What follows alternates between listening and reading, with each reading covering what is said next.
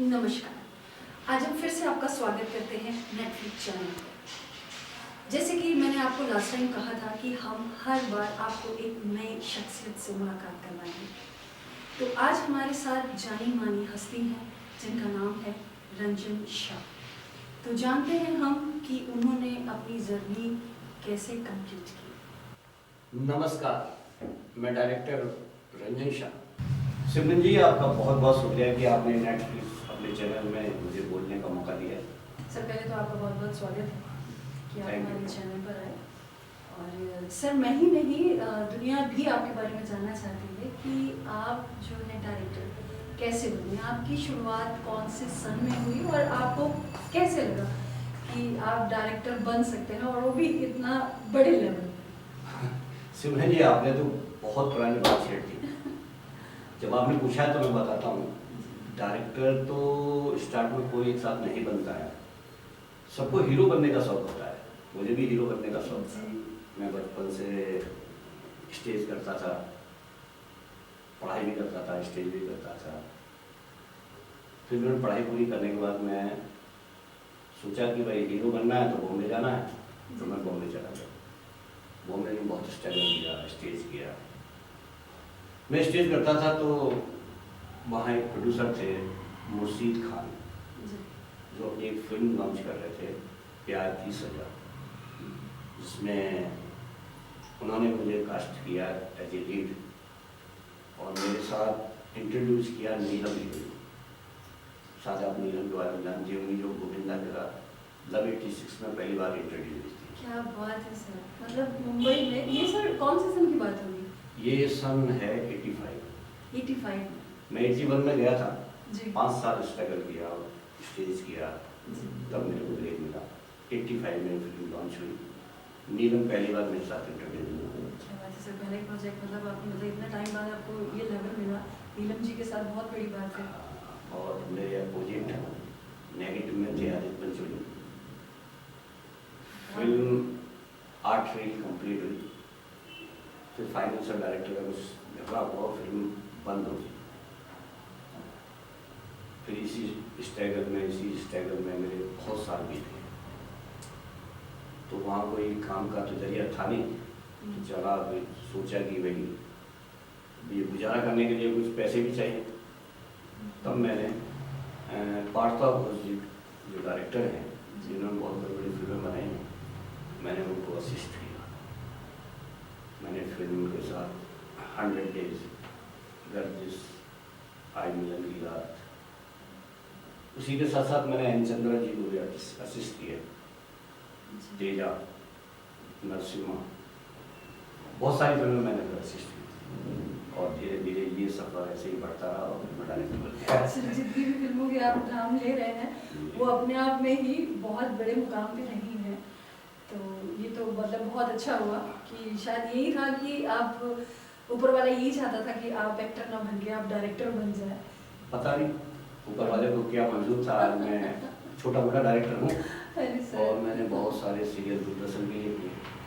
करीब 10 सीरियल में दूरदर्शन डीडी के लिए किए हैं और एक जी के लिए भी किया है मैंने। साईं बाबा एक सीरियल आते था, वो भी मैंने डायरेक्ट किया। और बाकी तो वेब सीरीज और ये फिल्में तो बहुत सारी, मौजूद के लिए मैंने बहुत सारे गाने किए। तो बस यही चल रहा है और आप सब लोगों का प्यार है जो आज मैं इस मुकाम पे हूँ। धन्यवाद। तो मुंबई में सर आप कितने साल, मतलब मुंबई में फिर आप कितने साल आपने काम करके फिर आपने सोचा कि मैं मतलब दिल्ली में भी ये काम शुरू करूँ? मैं आपको बताया मैं 81 में बॉम्बे गया था जी। तो मैं वहाँ से करीब मैं 16 साल बॉम्बे रहा। 16 साल। मैंने 10-12 साल असिस्ट किया है चंद्र पात्र जी। फिर धीरे धीरे फिर मैंने इंडिपेंडेंट काम शुरू किया और फिर आज जहाँ भी हूँ सब आप लोगों के सामने और आप लोगों की दुआ है। सर ये दुआ तो रहनी चाहिए। सर आपने मतलब मुंबई में जैसे कहा कि आपने बहुत बड़ी बड़ी हस्ती के साथ में काम किया, उनको असिस्ट किया, तो इतने कम समय में आप इतनी ऊंचाइयों को, मतलब इतनी ऊंचाइयों आप छू रहे थे और फिर अचानक ऐसा क्या हुआ कि आपने मुंबई छोड़ने का फैसला लिया और आप दिल्ली गए? तो मतलब इसके पीछे कोई बहुत बड़ी वजह थी सिमरन जी एक बात बताओ, कोई आगे बढ़ता है तो वो पीछे आना चाहेगा? जी बिल्कुल भी नहीं सर। मैं भी बहुत आगे बढ़ना चाहता था, लेकिन मेरे साथ बहुत बड़ी मजबूरी थी। मेरे मम्मी फादर दोनों एक साथ गुजर गए। मैं घर में बड़ा था, घर की जिम्मेदारी थी, बस इसी वजह से मैं वापस नहीं जा पाया। लेकिन मेरा काम तो ये था, तो मैंने सोचा कि बॉम्बे में जाके यहीं पे ही सब किया जाए। तो बस तब से लेके अब तक मैं दिल्ली में, बॉम्बे भी जाता हूँ, बॉम्बे भी मैं बहुत काम करता हूँ। जब शूट होता तो जाता हूँ। अब मैं पहले की तरह परमानेंट नहीं जाता, मैं पहले वहाँ परमानेंट ही रहता था। सर काफ़ी थोड़ा सा मतलब मुझे दुख हो रहा है इस बात को कहते हुए कि मतलब क्या मैं जान सकती हूँ कि दोनों एक साथ मतलब कैसे, कोई एक्सीडेंट था या क्या? नहीं, ऐसा कुछ नहीं था। मेरे फादर बीमार थे, बीमार हुए, उनका ऑपरेशन हुआ और उसी ऑपरेशन में एक्सपायर हो गए। शायद ये मेरी मम्मी बर्दाश्त नहीं कर पाई, उन्हें तुरंत हार्ट अटैक हो गया। इस तरह से वो दोनों के साथ ही एक्सपायर हो गए। सर ये कब की बात है सर? इस बातों को करीब 12 साल हो गए। सर आपके लिए तो मतलब वो बहुत ही मुश्किल समय रहा होगा, शायद उसको हम शब्दों में बयान नहीं कर सकते, क्योंकि इतना ऊपर जाना और फिर आपको ये सब देखना, मतलब आपने कैसे फेस किया होगा नहीं समझ में आ रहा। तो दुख है बहुत, पर खैर ऊपर वाले ने जो लिखा होता है वैसा ही होता है। जी। तो मतलब उसके बाद ही आपने मतलब फिर ये काम फिर इरादा ही चेंज हो गया बॉम्बे जाने का। जी। तब से फिर यहीं पे दार्सी का काम करता हूँ। यहाँ भी मैं खुश हूँ, मैं इतना बड़ा लेवल तो नहीं है, लेकिन हाँ फिर भी तो वर्क है, बड़ा हो या छोटा हो। बिल्कुल सर, काम तो इतना ही ज़िंदगी है। रुकती नहीं है, ज़िंदगी की यही खासियत है कि कुछ भी हादसा हो, कुछ भी बुराई हो, ज़िंदगी बस चलती रहती है और चलती रहनी भी चाहिए ऐसा ही। जी सर बहुत अच्छा भी लग रहा है और बहुत दुख भी हो रहा है कि मतलब आपने कैसे कैसे समय देखा होगा। और हर इंसान की इच्छा होती है कि हम बहुत ऊपर जाएं, बहुत ऊंचाइयों को छूएं, और आपको वो मुकाम मिलने के बाद जब आप नीचे आते हैं तो सच में वो काफ़ी दुख होता है, दुख काफ़ी बहुत तकलीफदायक होता है बहुत। आपने मैं- सवाल भी ऐसा पूछा जी मैं समझ सकती हूँ आपकी दुख भी है मेरे को जी। बताते हुए, लेकिन कोई जी जानना चाहिए लोगों को, पता भी होना सर। चाहिए। तो ऐसे ही होता है, पता लगता है कि इंसान, क्योंकि हम लोग जो देख रहे होते हैं कि हमें लगता है कि अच्छा बस आप मुंबई गए और आपने मतलब नीलम जी के साथ में काम किया, गोविंदा जी के साथ में काम किया, तो हमें नहीं पता है कि मतलब यहाँ तक पहुँचने के लिए आपने कैसी कैसी तकलीफ़ों का, कितने दर्द का आपने सामना किया है। यही हम चीज़ दर्शकों को दिखाना चाहते हैं कि हर चमकती हुई चीज़ के पीछे का जो दर्द है, जो तकलीफ़ है, वो हम दिखा सकें, बता सकें कि कोई भी इंसान बिना मेहनत के, बिना स्ट्रगल के अपनी ऊंचाइयों तक नहीं पहुंच सकता। तो सर दिल्ली में मतलब आपने क्या क्या किया है? मुझे जैसे जितना मैं जानती हूँ, आपने कुछ सीरियल किए हैं दूरदर्शन के लिए, तो मतलब कौन कौन से सीरियल थे जो आपने? सिमरन जी, सीरियल से पहले मैं आपको एक फिल्म के बारे में बताना चाहता हूँ। जी। आप शायद सिमरन जी भूल गई हैं कि 2 प्रोजेक्ट तो आपने मेरे साथ किए हैं। जी एक सर। फिल्म आपने मेरे साथ की है भाग्य विधाता, जी। जिसमें आपने हीरो की भाभी का बहुत अच्छा नेगेटिव कैरेक्टर किया है, याद है नहीं? जी सर बिल्कुल, कैसे भूल सकते हैं सर। और एक सीरियल आपने आंसू और मुस्कान मेरे साथ दूरदर्शन के लिए भी किया है।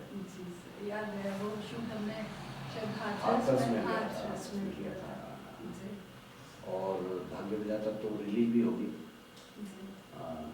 लेकिन बैड लग रहा कि रिलीज के दूसरे दिन ही लॉकडाउन लग गया। जी। अब वो फिल्म दोबारा से रिलीज होगी, उसका प्रोमो अल्ट्रा पर है, सॉन्ग है अल्ट्रा पर, तो आप भी देखो, आपकी फिल्म बिल्कुल है। सर। और सर मेरी ऑडियंस से भी मैं मुलाकात कहना चाहूँगा कि आप भी देखें, हमारी फिल्म भाग विधाता का ट्रेलर अल्ट्रा पर। और सिमरन जी, मैंने दूरदर्शन के लिए बहुत सारे सीरियल किए। सबसे पहला मेरा सीरियल था फिरदौस, जो बहुत ही फेमस हुआ, शायद आपने भी नाम जी सुना होगा। बिल्कुल सर। उसके बाद फिर जीने की आरज़ू, खामोशी, कारपेट मेकर, गमे दिल वहशत दिल, हमसाया, बहुत सारे सीरियल मैंने किए दूरदर्शन के लिए। और एक जी टीवी के लिए भी क्या था, जी टीवी पे आता था, फिर अनमोल पे रिपीट होता था, साईं भक्तों की सच्ची कहानी जी ये भी मैंने डायरेक्ट किया था। और आई टेलीफिल्म एक प्रोडक्शन है जो दिल्ली में ही है, बॉम्बे में ही ऑफिस है उनका, रवि अहलावत साहब, उनकी मैंने फिल्में भी की हैं। सबसे पहली फिल्म मैंने उनकी की थी दिमाग की दही, दूसरी फिल्म मैंने उनकी की थी मर्डर 4, और तीसरी फिल्म मैंने उनकी की थी फार्म हाउस।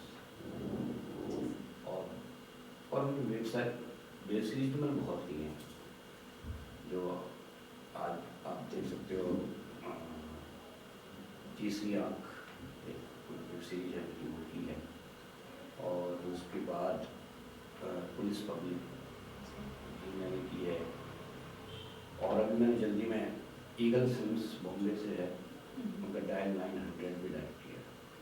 बहुत बढ़िया सर। तो मतलब ये छोटी सी मतलब जर्नी तो नहीं है आपकी, बहुत बड़ी सी है। और मतलब आपने काफ़ी कुछ यहाँ पे दिल्ली में आप बस आपने काम किया। मैं आपका धन्यवाद करती हूँ कि आपने अपना कीमती वक्त निकाल कर हमारे इस नेटफ्लिक्स चैनल को दिया। और मैं तो आपके बारे में सर बहुत कुछ जानती थी, जैसे कि आपने खुद ही कह दिया कि हमने साथ में काम किया है। मैं चाहती थी कि ऐसे ही आपको मतलब जो लोग हैं हमारे जो साथ जुड़े हुए हैं उनको भी आपके बारे में पता चले। तो आपने जैसे कहा कि बहुत सारे सीरियल किए, बहुत सारी वेब सीरीज़ की, तो सर आप शायद भूल रहे हैं, आपने जितनी भी मूवीज़ बताई हैं उसमें आपने दलाल भी की है। हाँ, वो मेरे दिमाग से निकल गया, आपने बहुत अच्छा याद दिलाया। हाँ, मैं दलाल की पार्ट जी के साथ की थी। उसमें मिथुन चक्रवर्ती थे। जी जी गाना बहुत हिट हुआ था, जी चढ़ गया वो कबूतर पे सोना दरिया। बिल्कुल सर बिल्कुल। तो मैंने कहा चलो सर को मैं याद दिला दूँ। तो सिमरन जी, आपका बहुत बहुत धन्यवाद। आपने बुलाकर अपना कीमती वक्त, मैं यही कहूँगा कि आपने उल्टा दिया है, मुझे इस काबिल समझा। आपका बहुत बहुत शुक्रिया सर। धन्यवाद तो हमें शायद सीमा जी का करना चाहिए, जिन्होंने हम दोनों को मौका दिया कि हम लोग आपस में फिर से एक बार मिल सकें जी। और अपने दर्शकों को हम फिर से एक महान शख्सियत जिसे कहते हैं रंजन जी से मुलाकात करवा सकें। सभी दर्शकों को हमारा फिर से एक बार नमस्कार। और अगली बार हम मिलेंगे एक फिर किसी महान शख्सियत के साथ।